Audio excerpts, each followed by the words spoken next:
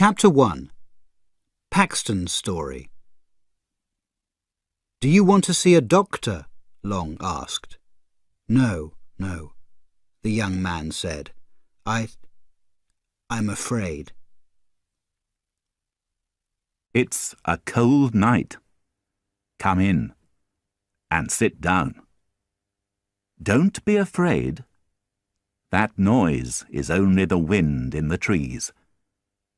Please listen to my story. It started on a dark night in Sebra. Do you know Sebra? It's a small English town near the sea. There's a train station near it, and there are some houses and shops. There's one small hotel. The beach is good and long, but the sea is usually very cold. That isn't a problem for me. I don't like swimming. I was at the hotel there with my friend, Henry Long. It was cold that April, and there weren't many people in Sebra. That was good for us, because it was quiet. It was a good holiday. Every day, Long and I walked near the sea. In the evenings, we liked to sit in the hotel and talk. Suddenly, one evening, there was a noise at the door. A young man opened it.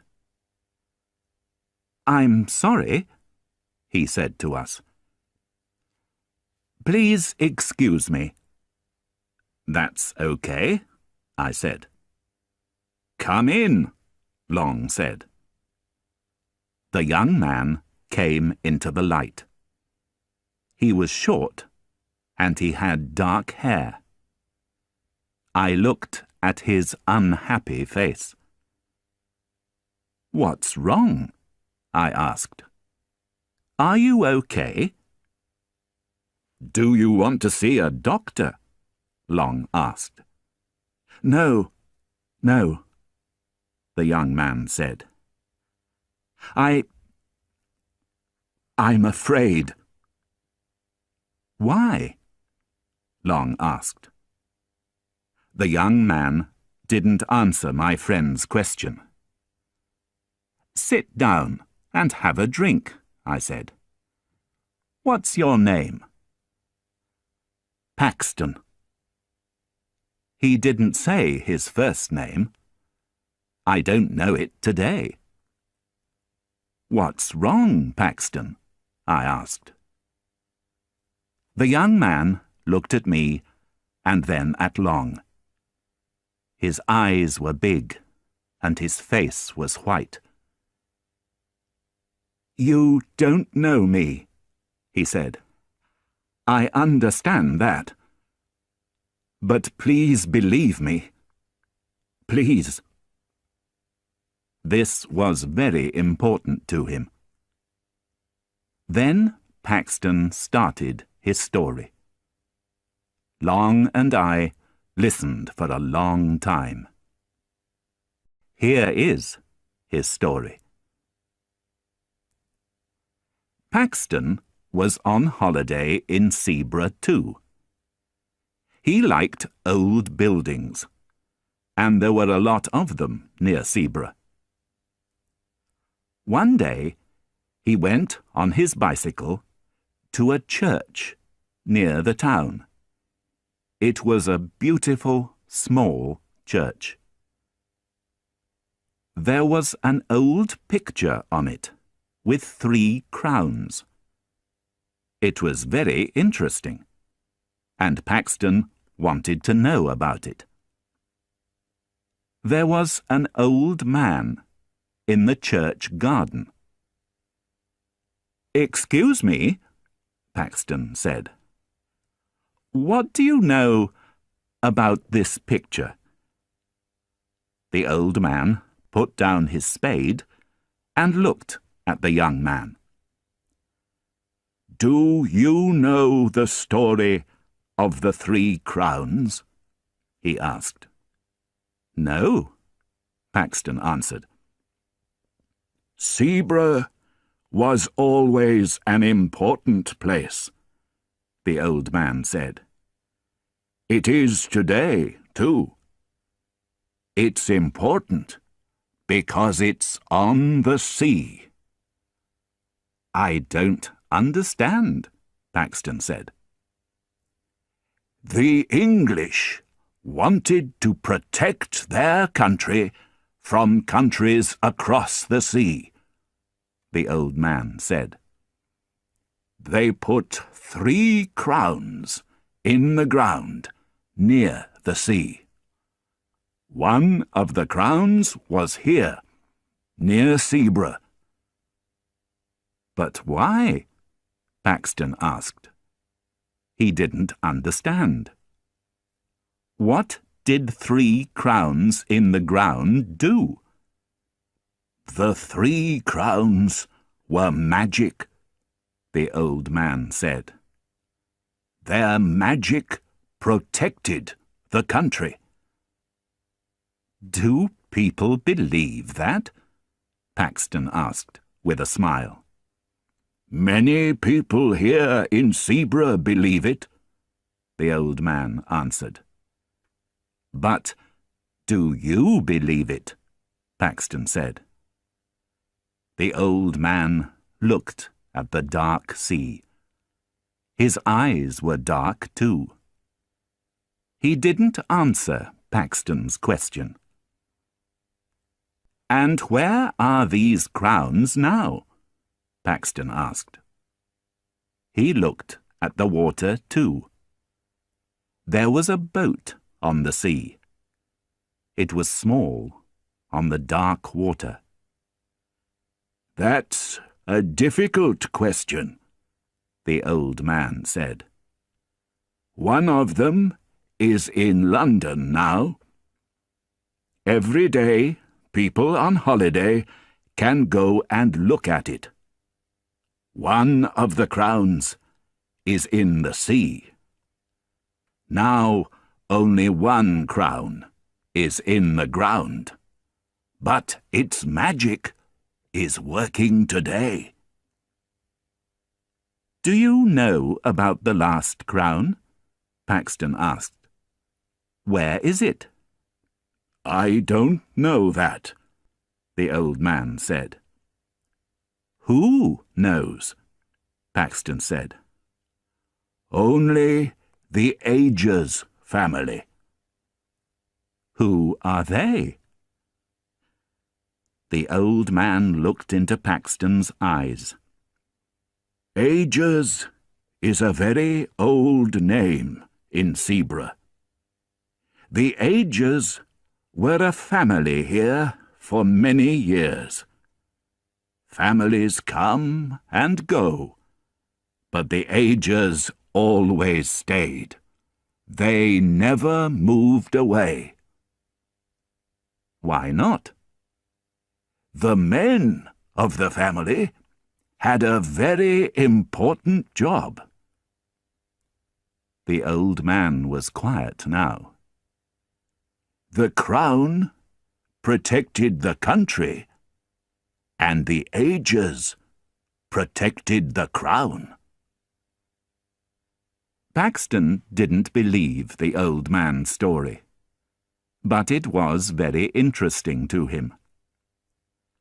"Where are the Agers?" he asked.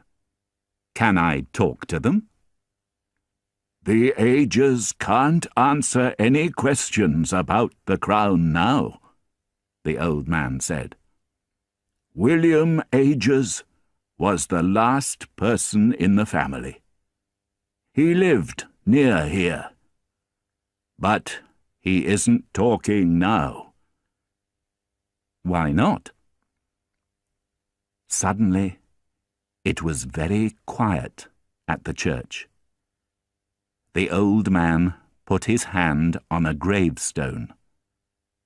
He looked at Paxton's face. His eyes were cold now. "You aren't from Zebra," he said. "Go back to your hotel. Don't think about the crown again." "I'm sorry," Paxton started. "But—" The old man didn't listen. He walked away from Paxton and from the church. "What did I say?" Paxton asked. Only the wind listened to him. Then he looked down at the gravestone. William Ages. This was William Ages's gravestone. The man was dead. Who protected the crown now?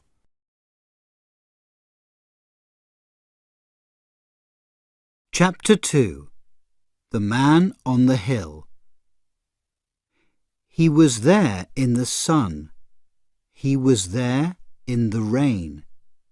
He was there on cold days. He was always there.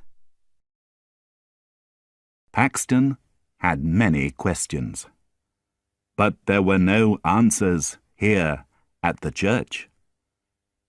It was cold now, and the wind was strong. Paxton went back on his bicycle to the town. He didn't want to think about the crown or William Ages. He stopped at a small shop. There were some old books there. Paxton looked at them because he wanted to read in the hotel that evening. Suddenly, he stopped.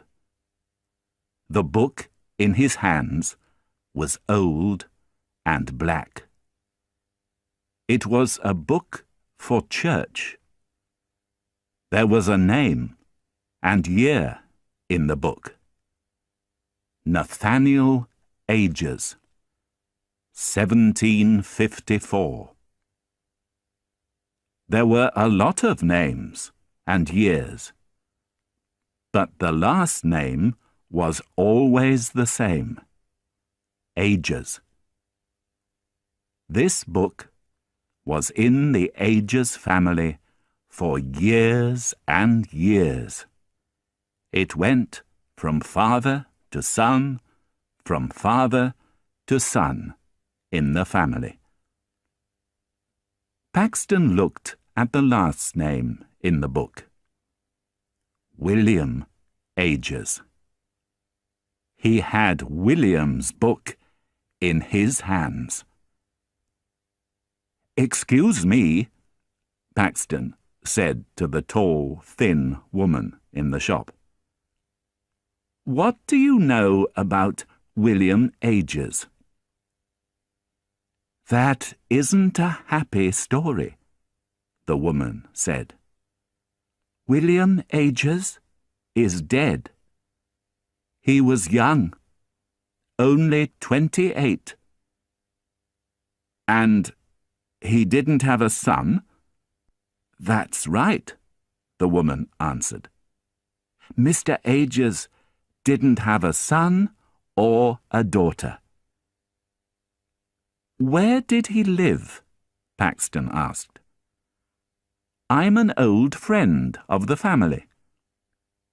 "He lived in a small house near the sea," the woman said. "Do you want the address?" "Yes, please," Paxton said.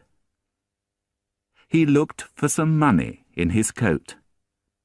"And how much is this book?" Paxton went to his bicycle again.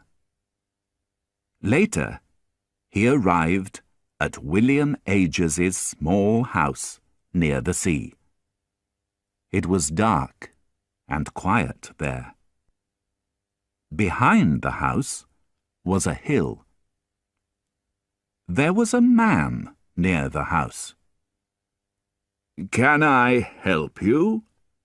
he asked Paxton. Paxton asked the man about William Ages. "I didn't know him very well," the man said. "William Ages was very quiet." "Did he have friends?" Paxton asked. "No," the man answered. "Ages didn't like people. He was never in his house. He was always on that hill.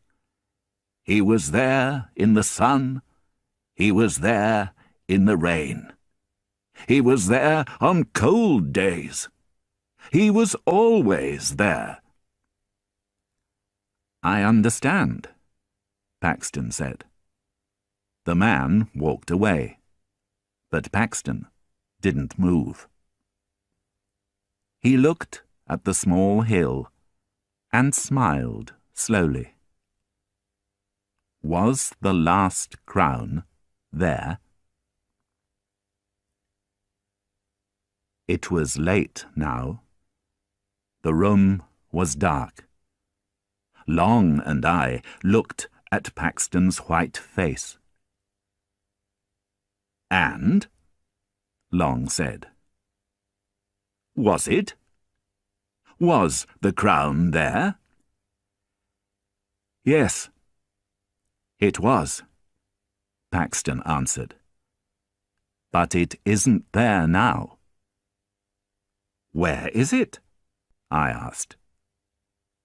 "It's in my room."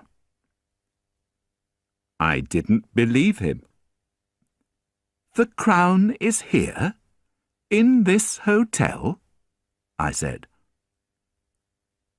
Can we see it?"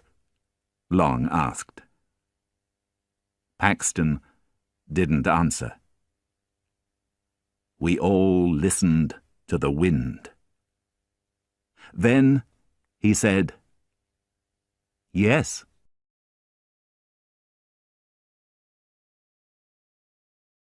Chapter 3. The Shadow in the Night. There was a person near the door to our room. No, it wasn't a person, it was a shadow. Paxton closed the door to his room quickly. Then he put a black bag on the table. "Is it in there?" I asked. Paxton didn't answer. Slowly, he opened the bag. In his hand was a black book. It was very old. Paxton opened it for us. "Can you see the names?" he said. Long looked at the names in the book. "William Ages," he said. But I didn't look at it. No. I looked at the crown in our new friend's hands. It was very old, but it was beautiful. I had a lot of questions. How old was the crown? Was it light or heavy? I moved my hand to the crown. But Paxton shouted, "No!" I stopped asking questions and looked at Paxton. "I'm sorry," he said to me. "But you don't understand my problem. I want to put the crown back in the ground." I didn't believe him. "You can't put it back," I said. This crown is very important. Telephone the newspapers in London. No, you don't understand, Paxton said again. His eyes were big and afraid.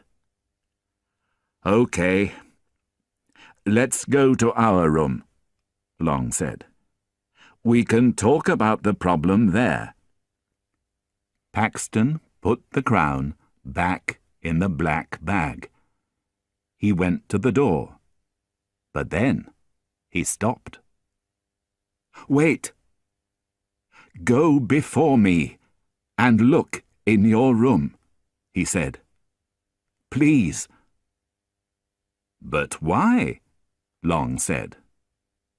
We're the only visitors in this hotel. But then we remembered the crown in Paxton's black bag. I opened the door, and we looked left and right. There was a person near the door to our room. No, it wasn't a person. It was a shadow. It moved quickly. Who was that? Long asked. We were in our room now. I don't know, I answered. A hotel worker? No. It wasn't a hotel worker, Paxton said. He finished his story for us.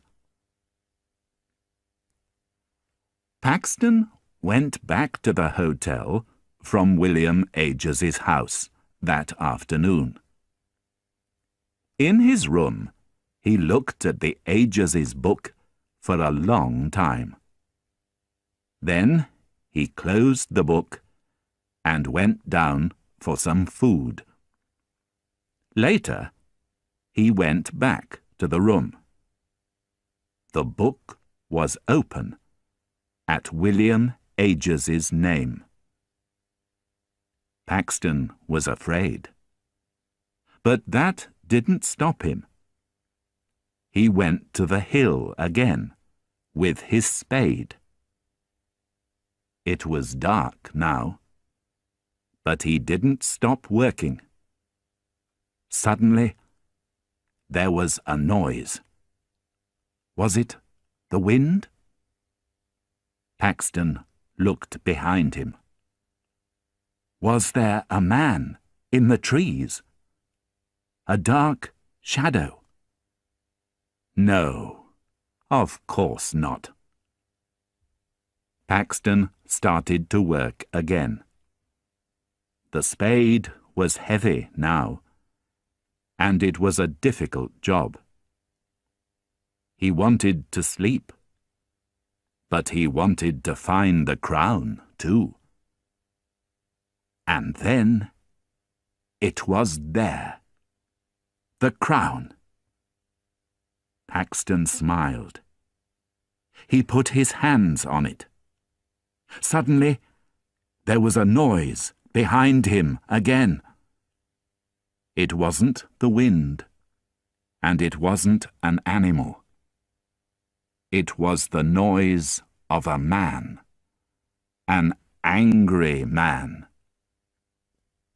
Paxton looked behind him. Again, no man was there. But wait. Did a shadow move? Paxton didn't know. But he was suddenly very afraid. He quickly put the crown in his bag and started to go back to the hotel. But now, the shadow was with him. It was always behind him. Paxton looked back, and the shadow always moved quickly away. But then it came back. Sometimes it was near him, and sometimes it was far away. Paxton was very afraid. Who, or what, was the shadow? And what did it want from him?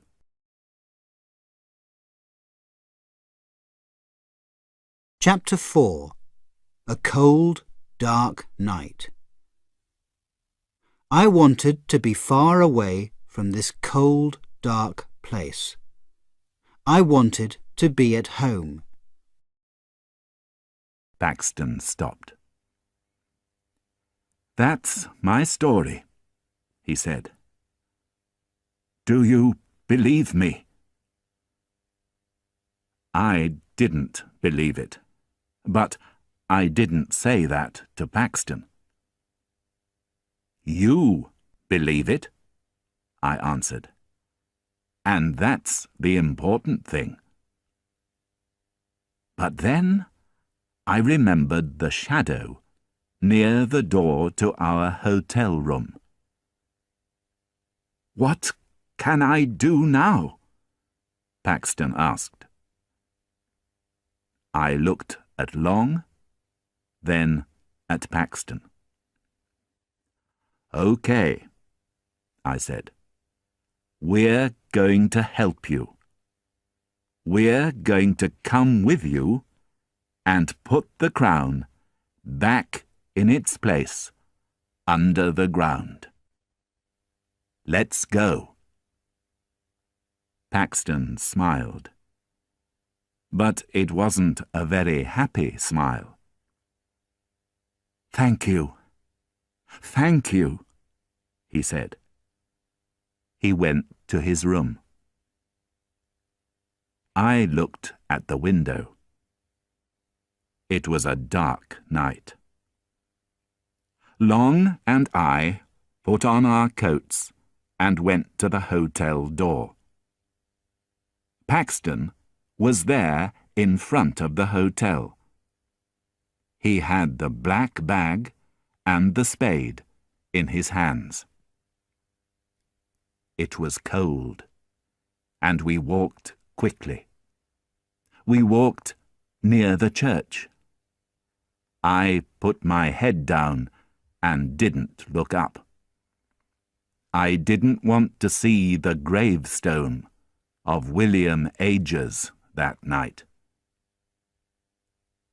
"Are we near the place?" Long asked.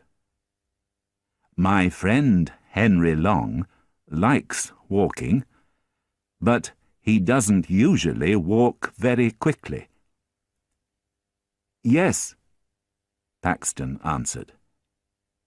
Suddenly, I looked left. "What's that?" I said. "What did you see?" Long asked. "There's a man. He's watching us from those trees. I know it." We looked and looked at the trees. There wasn't a man there now. But I was afraid. What did I see? Was it Paxton's shadow? Perhaps his story wasn't wrong. I didn't like this. "Let's be quick," Paxton said. "The shadow knows about us. He's watching us." We arrived at the hill. Paxton didn't wait. He started to work with the spade. Long and I only watched. "Can I help now?" I said to Paxton. But he didn't stop. "This is my job," he said. Then he said to us, "Give it to me."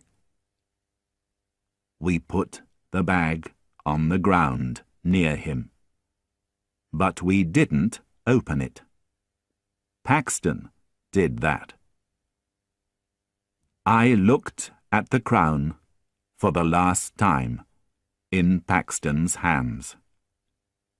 He finished the job quickly.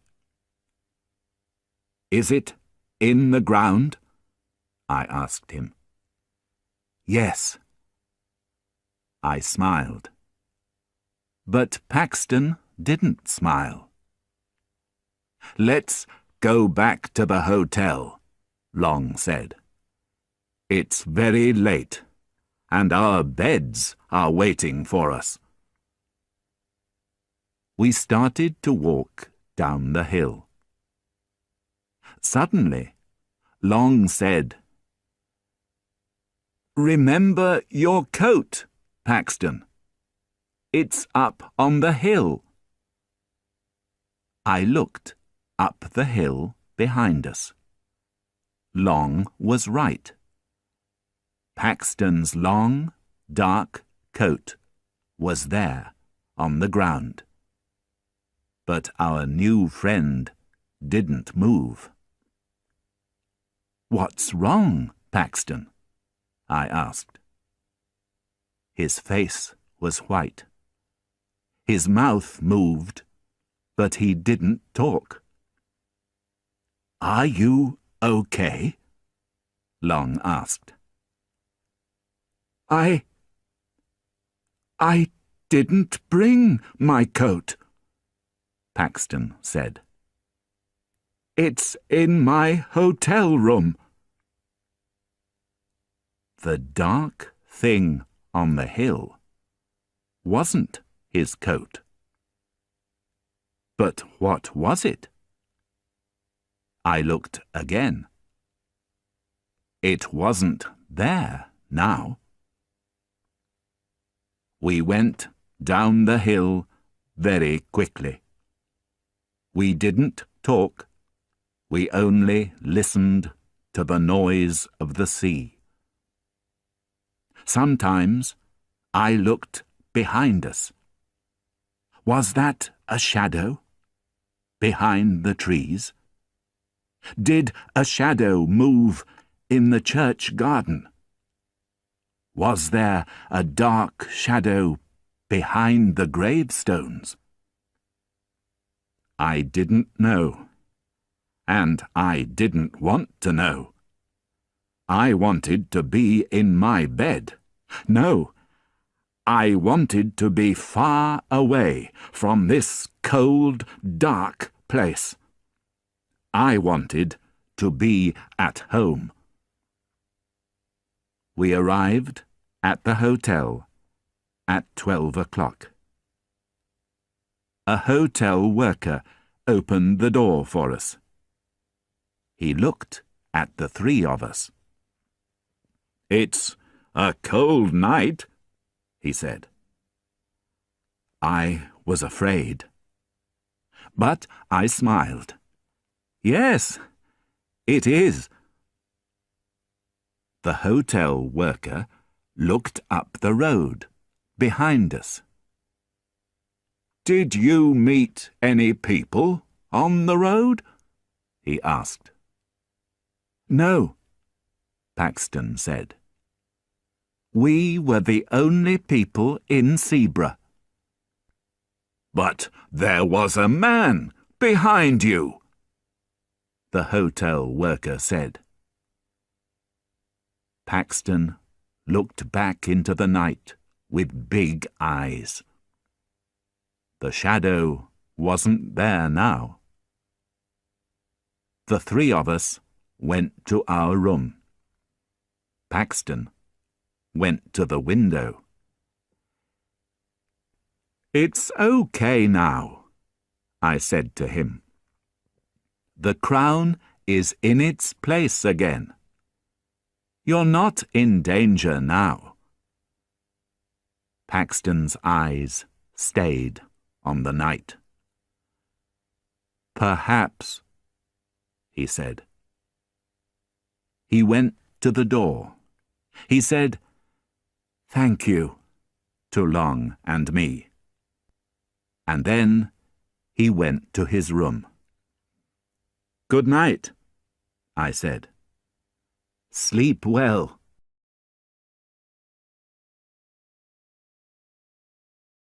Chapter 5. A long run on the beach. Long and I started to run. It was difficult on the beach, but we didn't stop. I don't know about Paxton, but sleep didn't come to me for a long time that night. And then I didn't sleep well. It was a long, long night. I opened my eyes in the morning and went to the window. The sun's light came into the bedroom. It was late. I looked at the trees. It was a beautiful April day. I washed and went down. Long was in a big chair with his newspaper and some coffee. "Do you want some food?" he asked. "Yes." A man was at our table. It was Paxton. "How are you today?" Long asked. "I'm okay," our friend answered. "Did you sleep well?" I asked. "Yes, thank you. I didn't see the—" He stopped. "There wasn't a problem all night." "Good," I smiled. "Long and I are going for a walk this morning. Please come with us."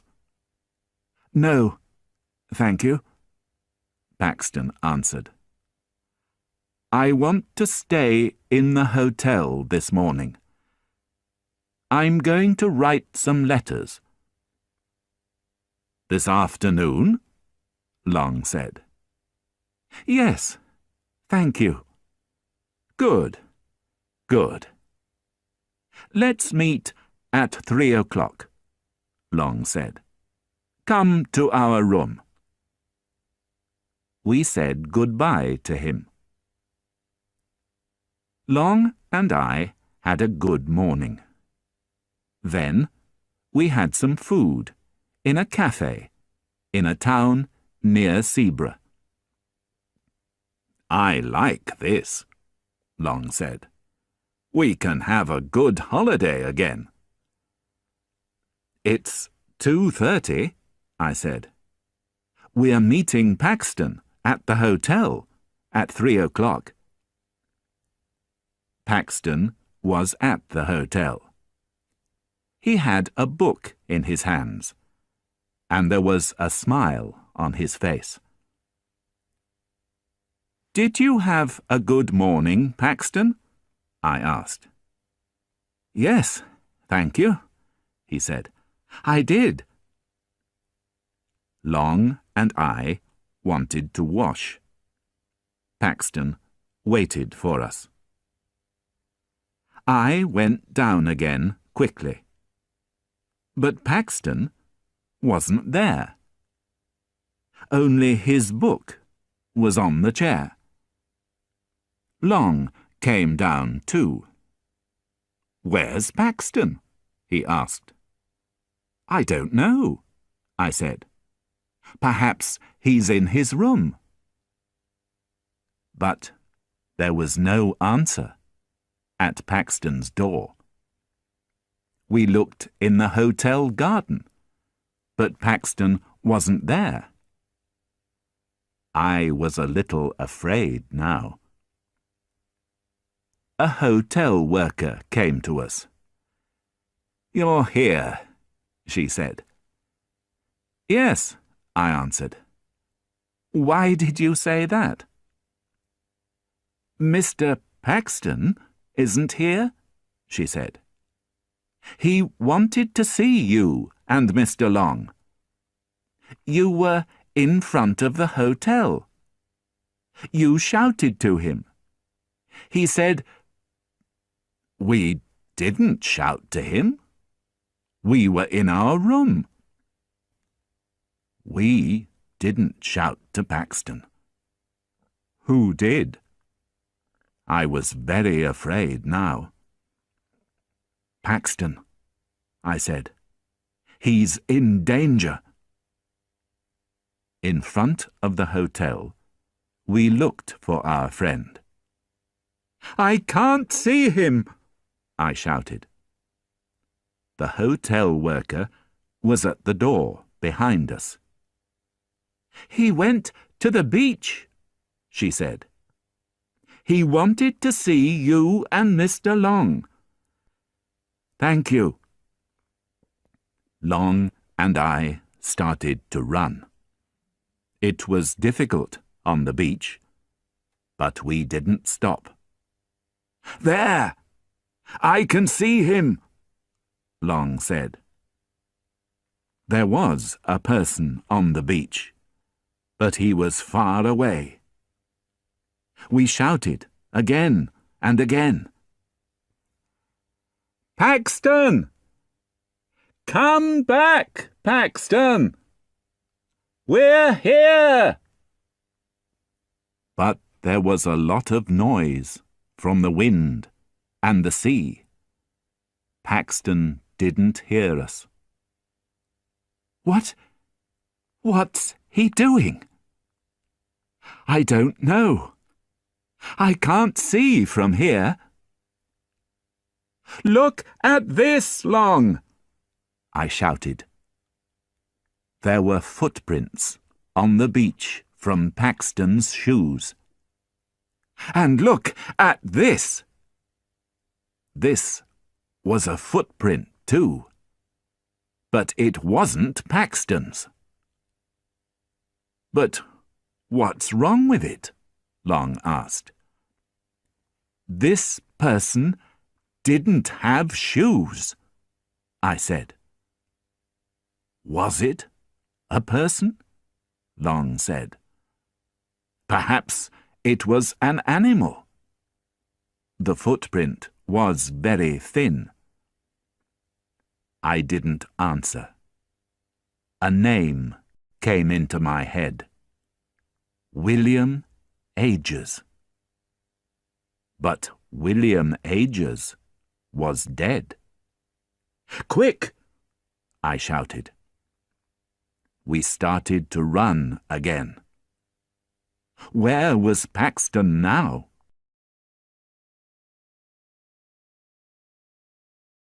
Chapter 6. The Dead Man by the Sea.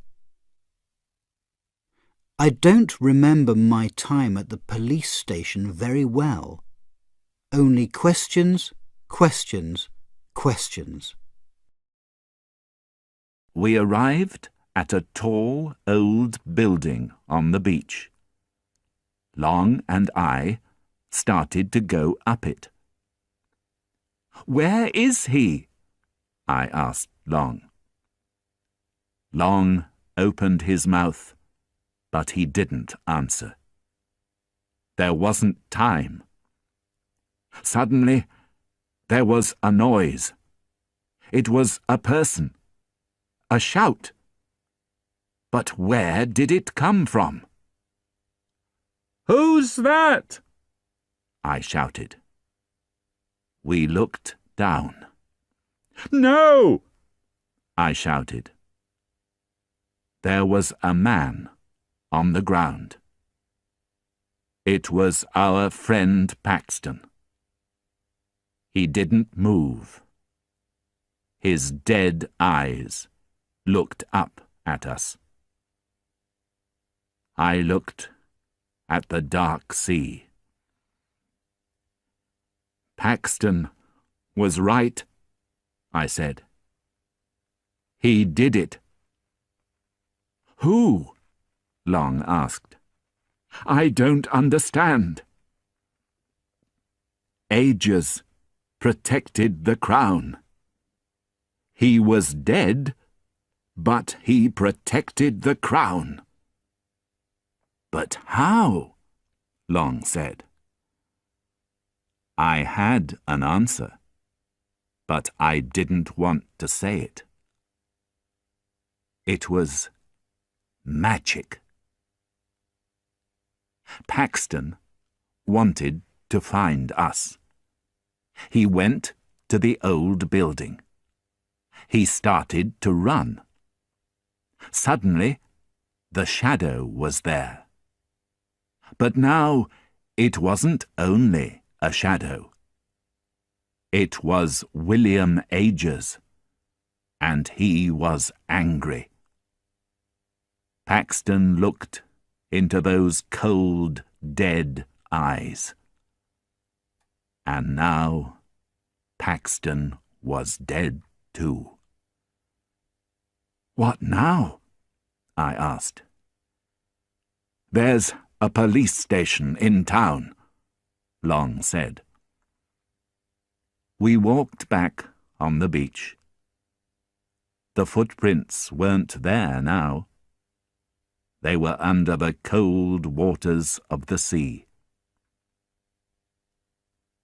I don't remember my time at the police station very well.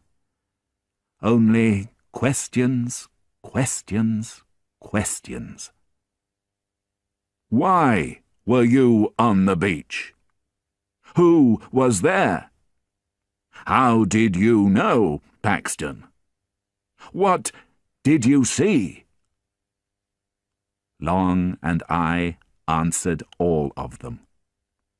Yes, there was a man on the beach with Paxton. No, we didn't know him. He was very far away. Long and I had the same story, and the police believed us. But we didn't talk to them about the crown or about William Ages. Long and I went away from Zebra. That was my last visit there. I'm never going to go to Zebra again. And that's my story. You don't believe me. That's okay. I understand. Before this, I didn't believe stories about magic and dead people. But listen to this, please. Don't go to the small town of Zebra. The little church near the sea is beautiful, but don't go near it. Don't walk up the hill near the sea, and don't look for the last crown. Why? Because a person in Zebra is watching and waiting. He's dead, but that doesn't stop him. He has a job. The crown protects England, and he protects the crown. He is always going to protect the crown. And me? I'm at home again. I see my friend Long sometimes, but we never talk about our holiday in Zebra. I do my job every day, and I'm happy. But at night, I don't sleep very well. In my bedroom, in the dark, I close my eyes and listen to the wind. I see a cold, dark sea. And under a hill, the last crown sits and waits.